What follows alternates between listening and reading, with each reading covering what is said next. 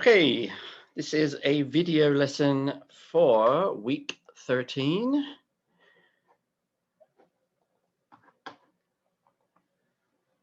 And this is the last video lesson, the final video lesson of this semester.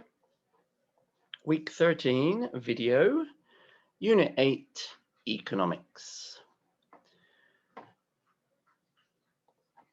Okay, so like always, have your textbook with you, in front of you.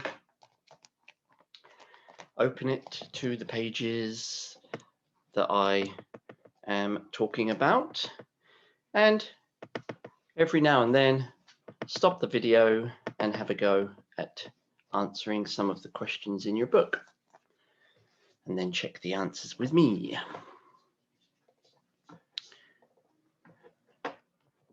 Okay, so I'm going to use this PowerPoint for the majority of this video lesson. So like I said, this is Unit 8 and the topic is economics. Okay, let's get into it. So first, we'll be doing some vocabulary. And let's start with the page 170, vocabulary 1. There are some words or phrases here which could be quite useful for you. So we have stock market, noun, a system for buying and selling parts of companies, the total value of all investments that are traded in this system. And what I've done is I've just given you a simple example of a sentence with these words. So, do you pay much attention to the stock market? These days, it seems like people are getting more and more interested in the stock market, but actually also cryptocurrency. Okay, the next word, crash, used as a verb and used in an economical sense.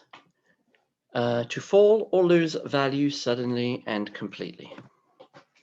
Example sentence, there was a major financial crash on Wall Street in 1929 and more recently in 2008. Next word, investor. Someone who puts money in a bank, business, etc. in order to make a profit. He's got a great business plan, but needs investors before he can start. Okay, so like always, be careful that you're choosing the correct form. Is it the verb, to invest, or is it the noun, an investor? Next word, depression. Again, in economics, a period in which there is very little business activity and little employment. Economic experts are predicting a period of depression following this coronavirus pandemic. Okay, so a depression in economics is when, I mean, it's not too dissimilar from an emotional depression, because in economic sense, it's also not good. There's little activity, little employment. Next word, replica. That is a copy of an object. If you go to markets such as Dongdaemun, you can find many replica items. And the last one, which is not really so common, ticker tape. A long thin strip of paper used in the past for printing, changing information on, for example, the prices of stocks.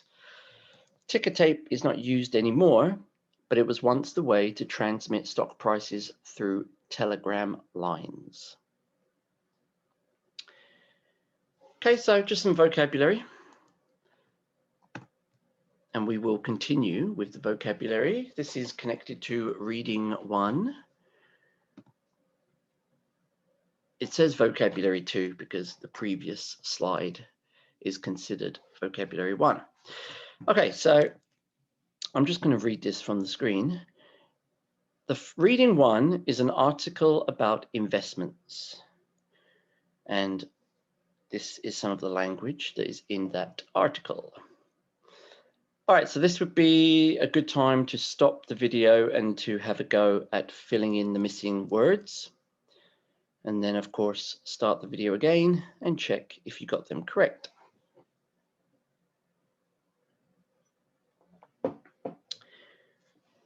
And here come the answers. So what we're doing is we are defining these words. At the top, we have example sentences, and below we have the definitions. So A, it's a noun. In fact, they're all nouns. A, the percentage amount that you pay when you borrow money or receive when you lend money for a period of time. The answer is interest rate. The interest rate.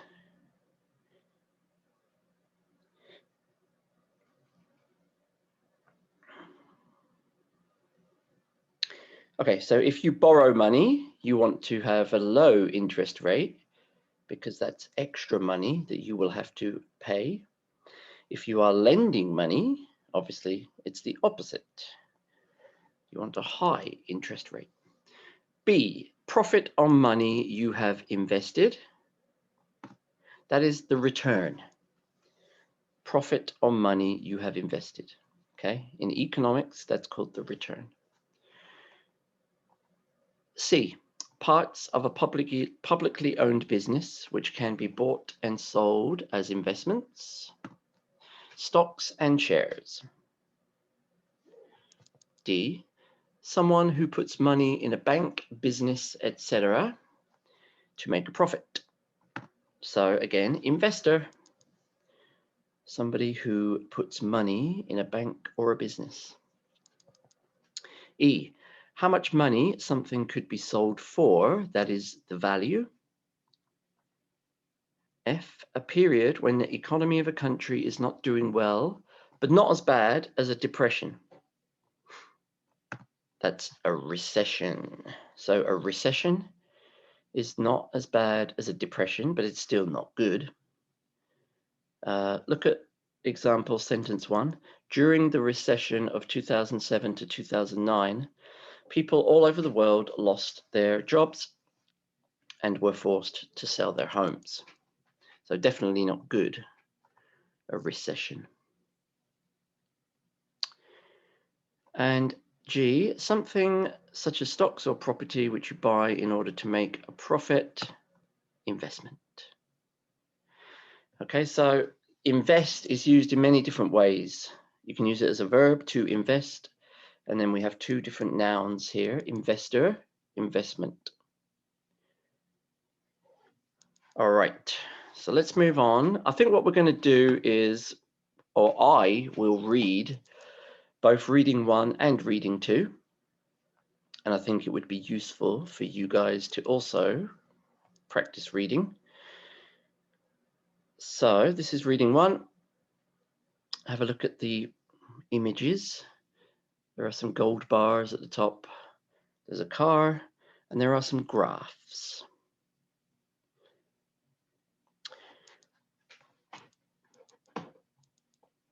Okay, so I'm going to read this.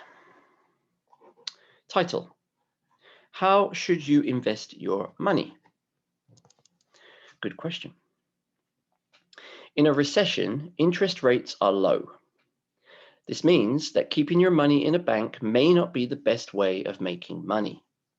Stocks and shares are also risky when the economy takes a dive. So, where should you invest to make the most of your money? For the brave investor, there is a range of alternative investments. Gold and classic cars are two popular investments because their market value tends to go up with time. Over time, gold has been a very good investment, though the price has fluctuated in recent years, as the graph below shows. Okay, so fluctuation means up and down, not stable. Fluctuates, it goes up, it goes down. Okay, so now we're just kind of describing the graph. Between 2009 and 2012, for example, the price rose from $1,087 an ounce to a peak of $1,664 an ounce. An ounce is a measurement of weight, like kilograms. Then, by the end of 2015, it had fallen to $1,161. In 2016, it rose slightly again to $1,249. Forecasters expect it to stay in this range until 2025. If you are thinking about investing in gold, you may want to consider one famous investor's advice. Warren Buffett, one of the richest men in the world, dislikes gold as an investment. He points out that historically, the stock market has brought in significantly higher returns than gold. He also says it is better for society if you use your money for something productive, rather than have it sitting in a bank. Okay, paragraph 3. While gold and stocks are both excellent investment options, in the long term, some people prefer investments that they can use and enjoy. For these people, classic cars are one way to have fun and make lots of money. In fact, over the last 30 or 40 years, the value of some classic cars has risen far more than that of gold or other investments, like houses.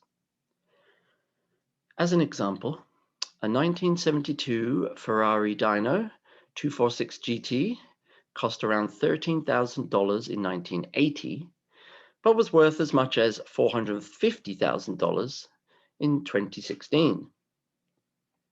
A 1955 Mercedes-Benz 300 SL cost about $36,000 in 1980, but is worth about $1 million now. But neither of these cars compares to what is perhaps the best investment ever.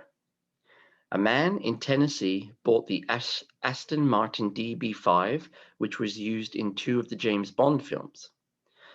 This car cost just $7,000 in 1980, but sold in 2010 for an incredible $4.1 million. That is an incredible 20,000% increase. In sum, the prospect of making lots of money through investing is very exciting, but one must never forget that investing is a risky business. Gold prices rise, but they also fall. Classic cars need to be kept in excellent condition to increase in value. And because fashions change, investors have to guess which car to invest in. If you are clever and lucky, you may make a big profit, but remember, there are no guarantees. Yes, right. Well, there you go. That's probably good advice for people these days. It's kind of interesting because a lot of you guys, a lot of students wrote in the 5-paragraph essay about investing, cryptocurrency, the pros and cons. So I think this is quite a current issue. Right, so this PPT says basically what I just said. Read the article. Always translate any words that you don't know or understand. Notice the graphs too. We will return to those later. Okay, the next page just says something about a reading technique called skimming. Don't think we need to really concentrate on this, so we're going to move on. Okay, so it's now on to reading 2. And at the top here, it says, this one is an article about income and expenditure. But before we read it, we're going to do the vocab. Okay, so it's the same. At the bottom, we have the definitions. And at the top, we have example sentences. like always, pause the video and have a go at filling in the missing words.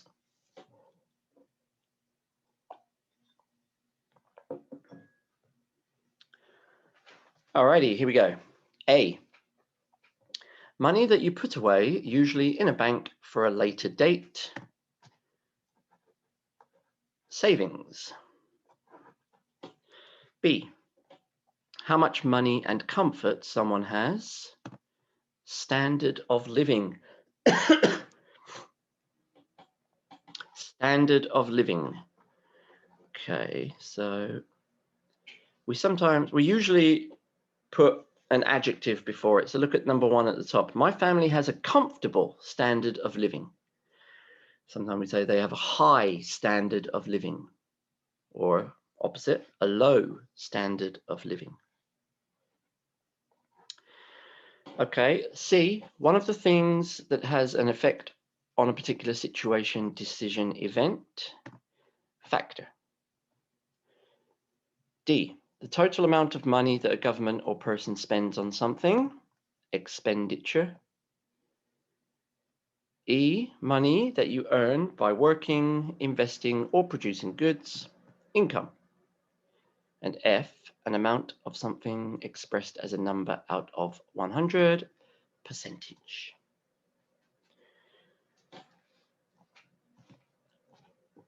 Okay, and here is our second reading. The title is Falling Income, Rising Expenditure. Okay, I'm going to try to read this from the screen, although it is quite small.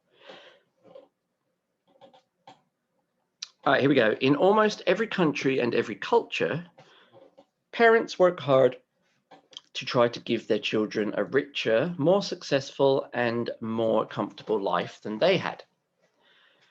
For decades following the Second World War, this dream became a reality in many countries around the world.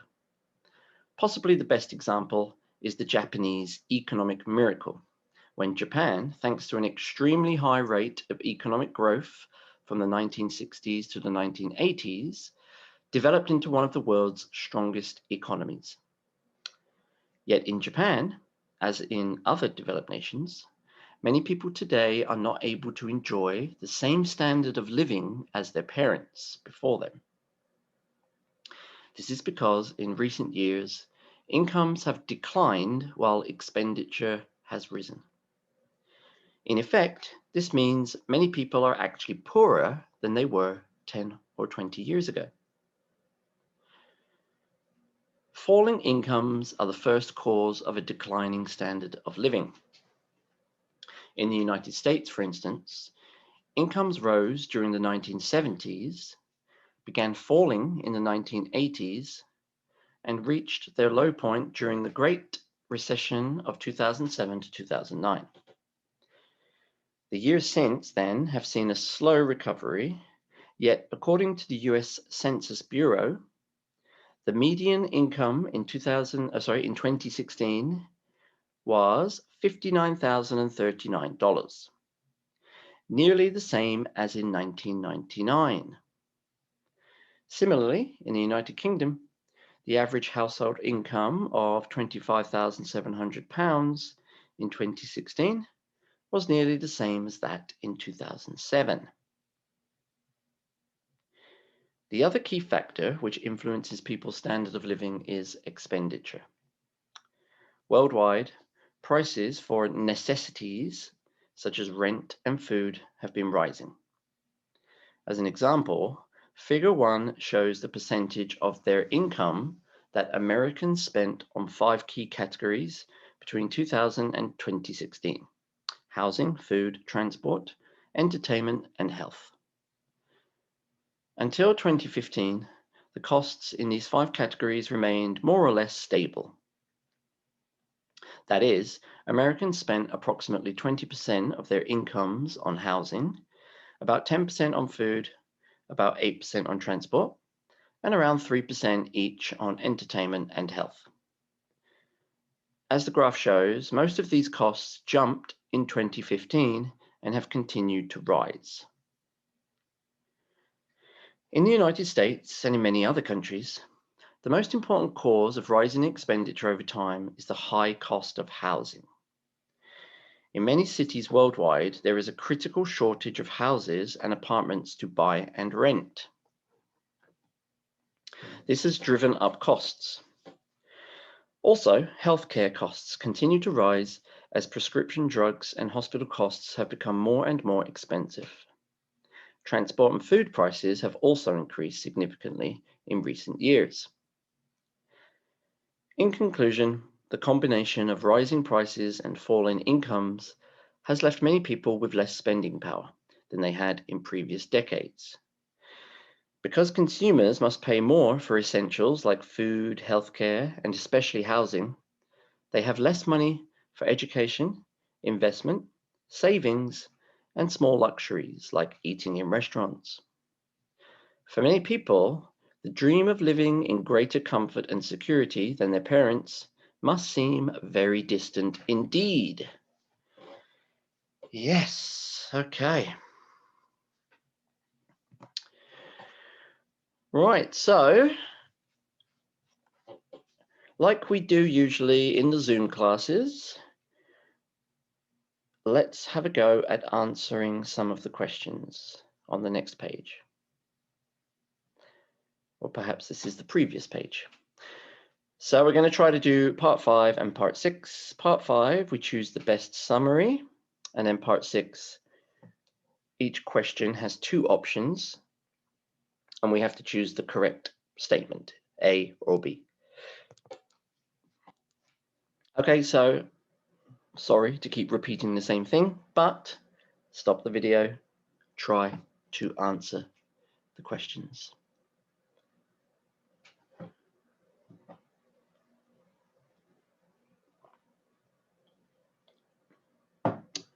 Okay, so question 5, we just have to choose the best summary. There are 4 options. I'm just going to give you the correct answers, I think. So the correct answer is B. The article explains how falling incomes and rising expenditure has affected people's standard of living in recent years. B is the best summary.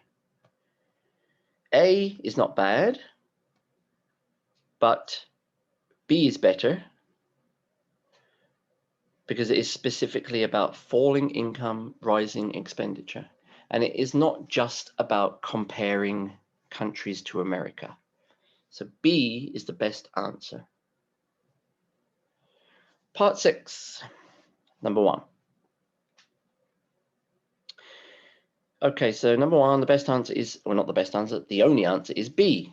Incomes in the United States fell from the 1980s to the 2000s and have been increasing slowly since then. So that the answer to that is in paragraph 2.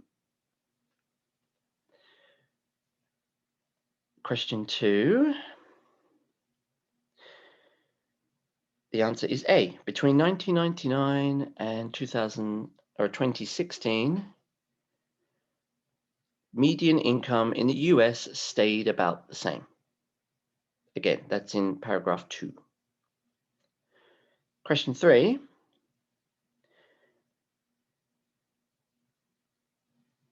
So the answer to question 3 is going to be B. Between 2000 and 2016, Americans' biggest expenditure was housing, as you can see on the graph, the red line at the top.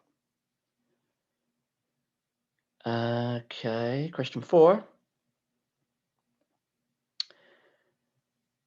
The answer to question 4 is B.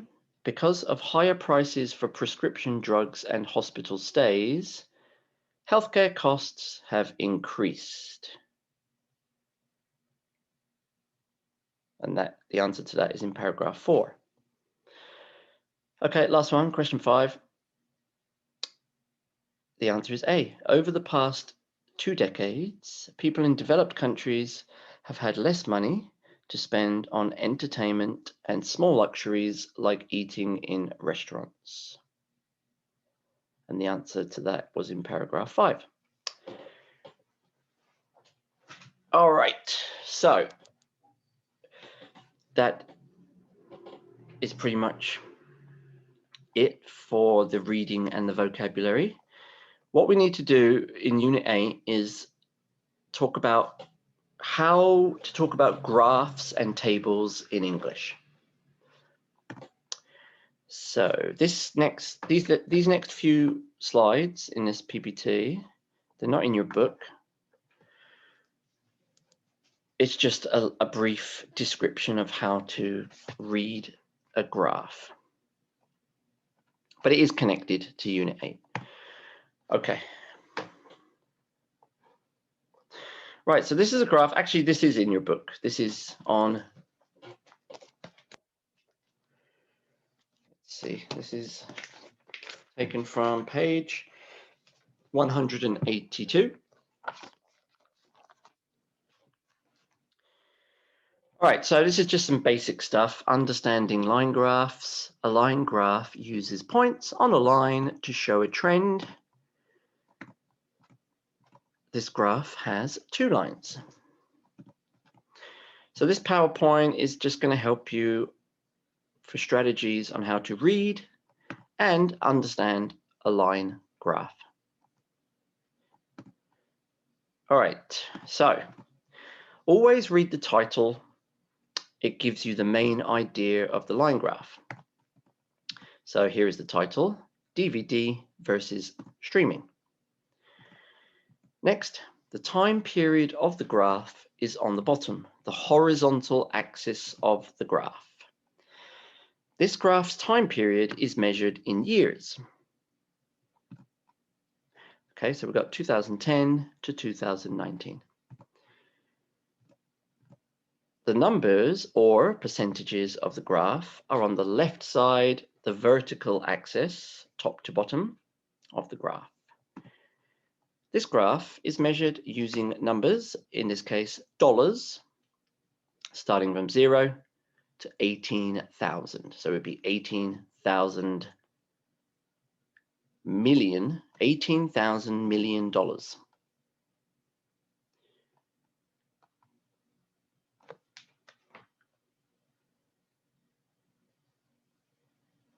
Right, that's actually a mistake, isn't it? 18, oh, I guess it is right, $18,000 million, yep. Okay. To read a line graph, a number or percentage always goes on the vertical axis, and a point of time always goes on the horizontal axis. Right, now line graphs can have more than one line, and the legend tells the main idea of each line. So the legend is, in this case, showing you what the red and the blue line represent.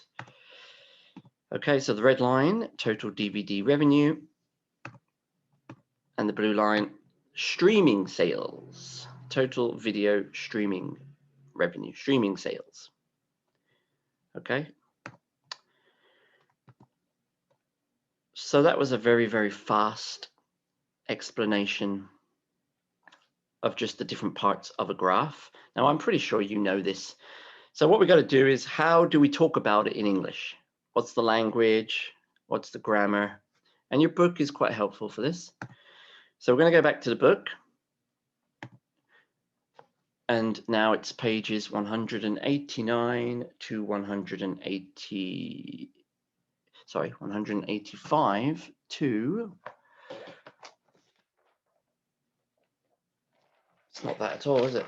There's a mistake there. It's pages 180 through to 184.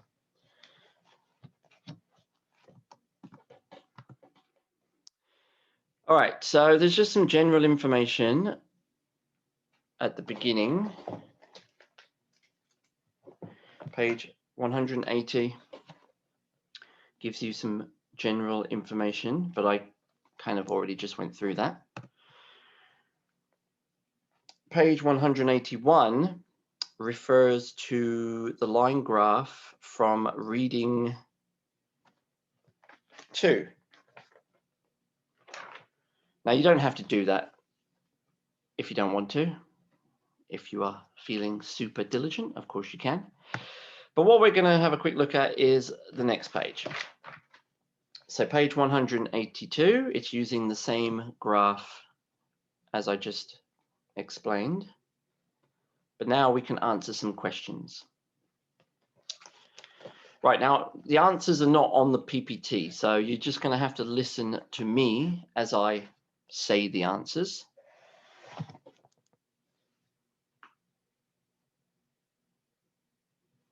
Right, so question 1, we already did this. The graph compares DVD and video streaming revenue. Which line on the graph represents which term? Well, as you can see, the red line represents total DVD revenue. The blue line represents total video streaming revenue. Question 2, which years are covered? As we already said, 2010 to 2019. What is the meaning of the numbers on the vertical axis? As we said already, those show us the numbers or percentages. Question 4, in what year did revenue from the sales of DVDs equal revenue from video streaming? So that's what year do the lines cross? And as you can see, it's 2014.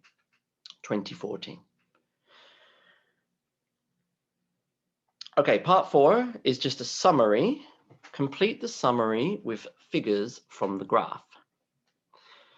Okay, so in 2010, revenue from DVD sales was worth about, so you look at the graph, DVD sales, red line, 2010, you can see it's $16,000 million. So you just write that. Compared to only about blank for video streaming. So now we have to give the figure for video streaming in the same year, 2010.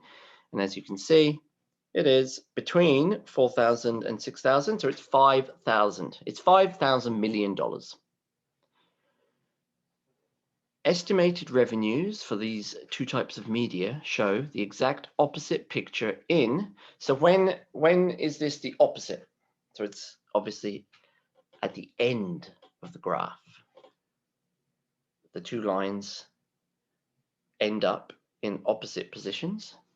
So the answer to number 3 is 2019. Okay, part 5. Interpreting the graph. Now this is the more difficult part. This is where you have to use your own ideas. So look at number 1. Summarize the trend in the graph. Complete the sentence. According to the graph, revenues from DVD sales and video streaming sales have moved in opposite directions. As revenue from sales of, now look at the words that come after the blank, has risen. So which one has risen? That's the blue one. So as revenue from sales of video streaming has risen, revenue from sales of DVDs has fallen. So number 1 is video streaming and number 2 is DVD. Question 2, what reason or reasons can you think of to explain the trend in question 1? Right, so why did this happen? What would be a good explanation? Well, it's probably got something to do with smartphones and new technology that allows us to download and stream movies, TV shows. Right, so with the popularity of smartphones and smart TVs, the need for DVDs and DVD players has pretty much disappeared. So let's put that into a nice, concise answer. The reason for DVD revenue falling is because from around 2010 onwards, smartphones and smart TVs have allowed people to download and stream movies. Question 3, why is 2014 an important year in this graph? Well, obviously that is the moment that the two lines crossed. That was the moment when video streaming became more profitable than DVD revenue.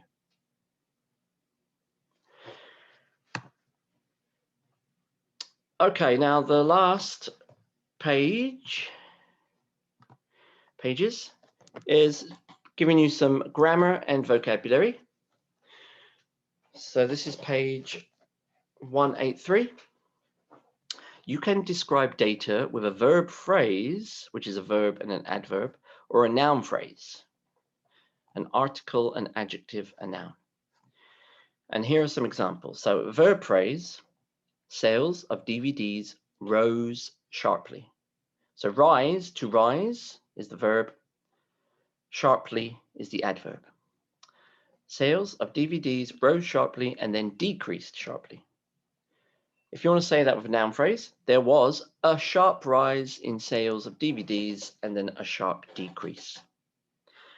You can use the verb fluctuate when the figures go up and down a lot.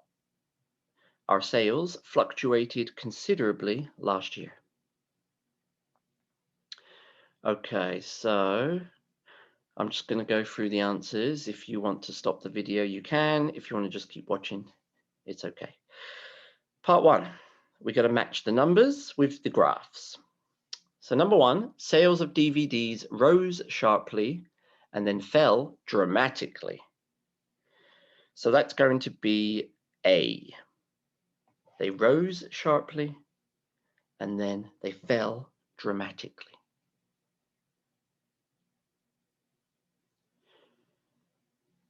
Two, DVD sales decreased slightly and then decreased sharply. That would be F. The decrease is slight and then it is sharp. Number 3, the number of DVD sales did not change. D, there's no change. 4, DVD sales increased slightly and then increased sharply. C. Number 5, at first, the number of DVDs sold did not change, but later this figure fluctuated, so that's B. And number 6, DVD sales fell slightly, but did not change after that. E. Part 2, write the verb phrases as noun phrases. Rise sharply as a noun phrase, a sharp rise. 2, fall dramatically, a dramatic fall. Decrease slightly, a slight decrease. Increase gradually, a gradual increase. Fluctuate considerably, a considerable fluctuation.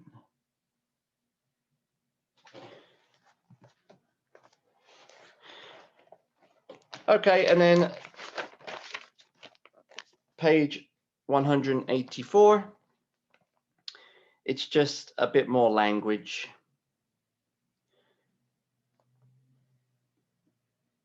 But I don't think I will go through that page with this video. If you have any questions that you want to ask about this page, you could ask, but I think that we are okay skipping that. So that's it for that PPT. Let's see if we have anything else to just quickly look at. Now I'm going to put this file in the Smart Campus as well, but you do not need to submit this. You don't have to, it's not a worksheet. Basically, I'm just putting it there so that you can read it and see some example sentences. Okay, so you don't have to do anything with this. You can just read it. It's questions with example answers. and again about economics. So I'm going to put that into the Smart Campus as well. Just read it. Okay, and that's pretty much it. Next week, or sorry, week 14, we will have a Zoom class and we will kind of review the semester. All right, everybody. See you later.